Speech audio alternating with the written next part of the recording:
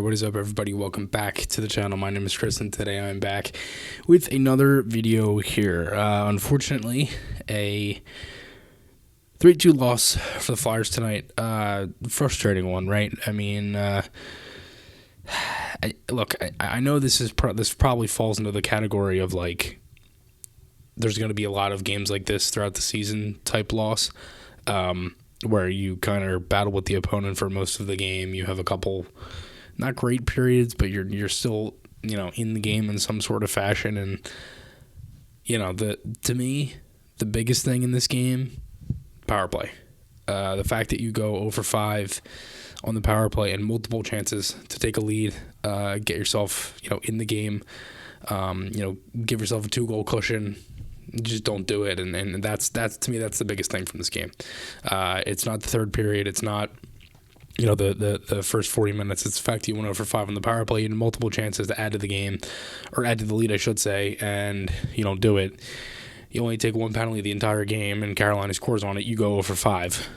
The other big thing, face-offs, 70.9% for Carolina, basically 71% on this game for them.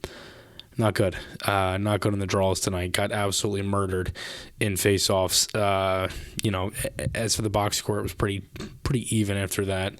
Flyers had the edge in hits and blocks, but that's a lot of the games. That's kind of the way it is. Carolina had 33 shots on net. Flyers with 28.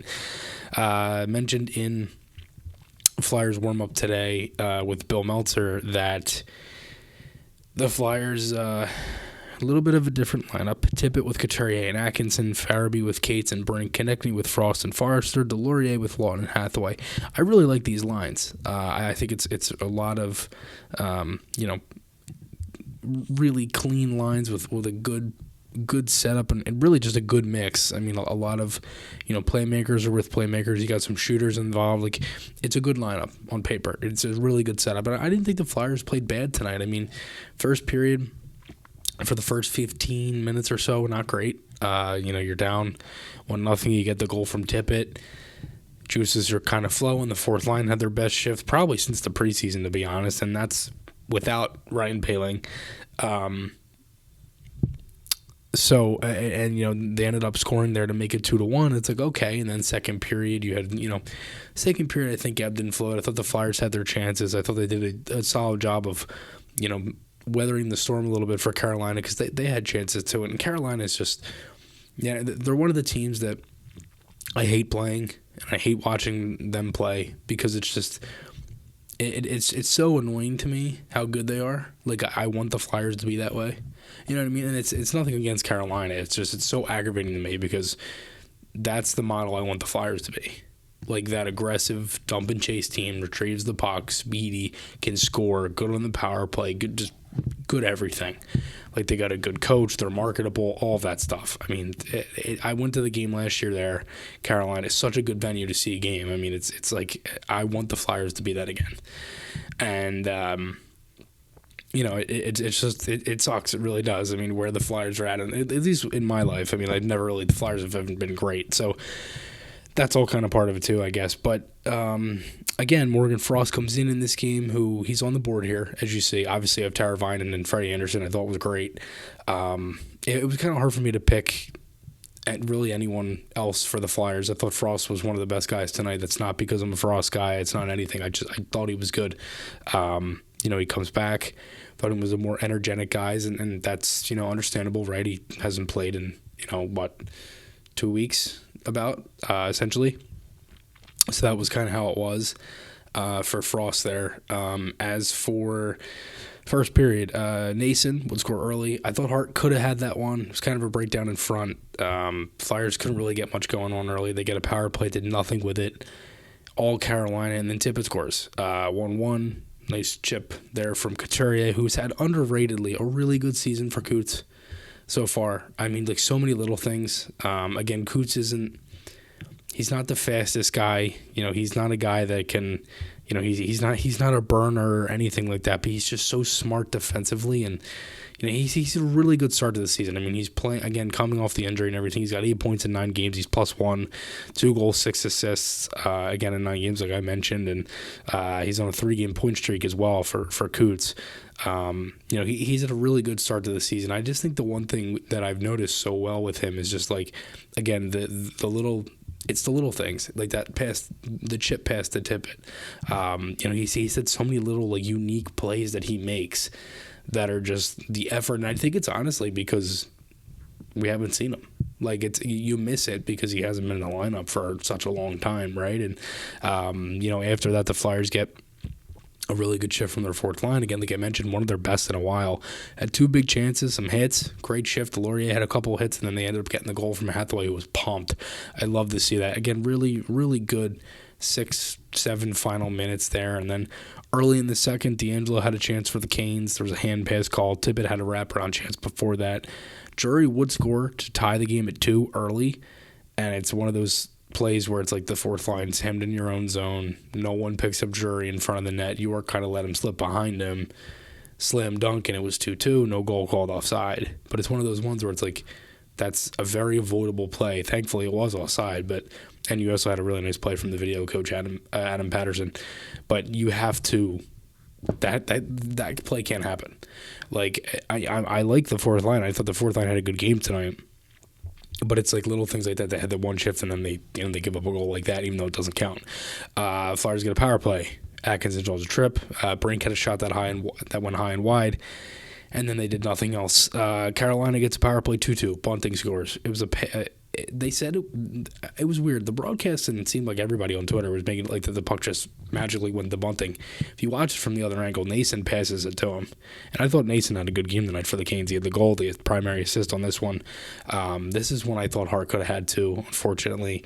And Bill mentioned it in Flyers warm-up, like, the saves that Hart has to kind of make, the saves that he should make. And I felt like a couple of these goals he could have had. Flyers get another power play. Frost sets up Forrester. My God, it was such a beautiful setup. I mean, he had the setup here, the setup later in the third period for Konechny. Had a couple plays going like backhand, like between the legs. Like he had a good game tonight. I mean, 3 shots on net for Frost, and just overall, I mean, a solid game. I mean, it's what you want to see from him, right? I mean, I mean, he doesn't have any points on the season. He's only played 3 games, but tonight, the first 2 games, 12 minutes in Columbus, 15 minutes against Ottawa. He played 17 minutes tonight, 24 shifts. He's going up in shifts each game. He had more shots on net tonight. I thought he had a good game overall. Obviously, not playing for a bit there. So, again, really good to see. And look, it's little things. Like, I'm not upset that they lost this game. It's just like it's another blown opportunity because to me, you go into the third period now. You had a couple more power plays. Had one more at the end there, the second time, and in 2 games where they could have had a lead, made it close, etc. They had the 4-on-2 goal on Saturday. Konechny scores, Flyers get a power play. You're like, all right, you're doing the math in your head. 6 minutes or so left. You score here, a lot of time to get 1 goal, right? Well, they don't score, and they did nothing with the power play. This one tonight, they had some chances. I mean, I thought the power play had some good moments. But how long are we going to keep saying, oh, well, the power play's had chances? Like, you know what I mean? It's like I feel like I say that every video now. So it's just one of those things where, like, you have to capitalize on that. And it's unfortunately it's just kind of where they are right now, where they have not been able to have a solid power play for I could not tell you how long. And it's one of the reasons why it's the biggest reason why they lost this game. I mean, you take 1 penalty, you give up a goal, and you had a really good third period. I loved the third period up until the goal at the end. It was a really tough shift for Cates. They had chances galore in this period. Farabee and Sealer early. Hart had a nice save off of a turnover. Couturier and Tippett had a chance in tight. Walker hit the post coming down from the wing, he's been so strong. Flyers get another power play. Frost draws a hooking call. Brink had a chance in tight. Frost again as well. Hart with a great save on Natchez. Frost then set up Konechny and Sealer. I mentioned that earlier. Forrester had a chance in tight again. Hart had a great save on Nason. Atkinson with a chance on a 2-on-1 with a couple minutes left. If it wasn't for Anderson, they would have been up 4-2. And Forrester still cannot get his first goal of the year. I mean, this guy has had so many chances, it's insane. And then Teravainen scores. It's an icing. It's a lost face-off. It's a turnover from Cates. Blown coverage because Cates goes to the other guy. Nobody picks up Teravainen off the switch, and it's in the back of your net. And it's like you have all those chances, the 2-on-1, the power plays, you go 0 for 5, all these little things, and then you lose the game off of a turnover, the same thing that was happening in the first period. Like it's just one of those games where it's very frustrating to me. Like, you know, it's one of those ones where it's like, yeah, they probably, you know, it's like, okay, you know, they had a really good effort, which I'm fine with. I thought the effort was there, but it's a blown game for me because, you know, you had multiple chances and multiple opportunities on the power play where you can't take advantage of it. So that's kind of where I'm at. I mean, I'm not mad or anything. I'm not like upset that they lost. It's just, you know, I feel like there's more to say to this game than just, oh, well, they hung in there and they had a good third period. Like, yeah, they did, but they had multiple chances to take a lead or at least, you know, be up a goal or et cetera. Like, if it wasn't for Anderson, like I said, it would have been 4-2 Flyers. But again, you got a home and home coming up against Buffalo.